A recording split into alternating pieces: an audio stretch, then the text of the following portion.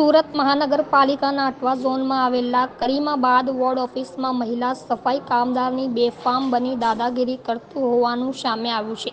શું આ મહિલા કામદાર સામે ઉચ્ચ અધિકારીઓ કાર્યવાહી કરશે ખરા?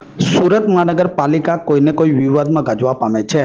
મનપામાં આમ તો ભ્રષ્ટાચાર આચરવા મામલે કેટલાક કર્મચારીઓ સામે ખાતાકીય કાર્યવાહી કરવામાં આવે છે, પરંતુ કેટલીક મહિલા સફાઈ કર્મચારી, અધિકારી અને સાથી કર્મચારીઓ સામે દાદાગીરી કરી ખોટી ફરિયાદ કરતી હોવાની વાત સામે આવી છે। વાત જાણે એમ છે કે અટવા ઝોનમાં આવેલા કરીમાબાદ વોર્ડ ઓફિસમાં પ્રતિમા ગુણવંત સુરતી નામની મહિલા સફાઈ કામદાર સામે અનેક આરોપ કરવામાં આવ્યા છે।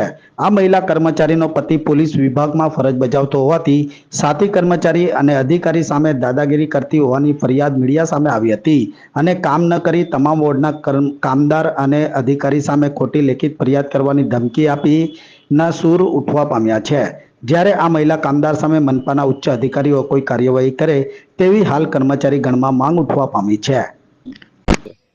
કરીમાબાદ વોર્ડ ઓફિસના કામદાર છે અમે બધા ને બધા મળીને એની અરજી આપેલી છે કે અહીંયાથી એની બદલી થઈ જાય। અમને પીતી ગુણવંત સુરતી ને કોઈ બી પ્રતિમા ગુણવંત કોઈ બી કામગીરી કરતી નથી વોર્ડ ઓફિસમાં અને જે કંઈ બાબતે બોલવા જઈએ છે ને તો બધાને લડવા ચોટે છે।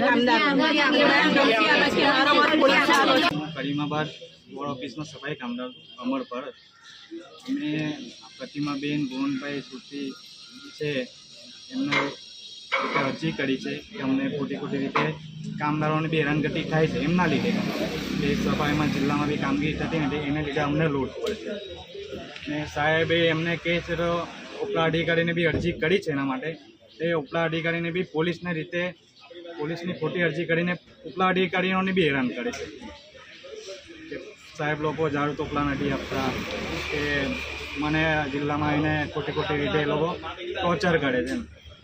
હાલ તમારી શું માંગ છે?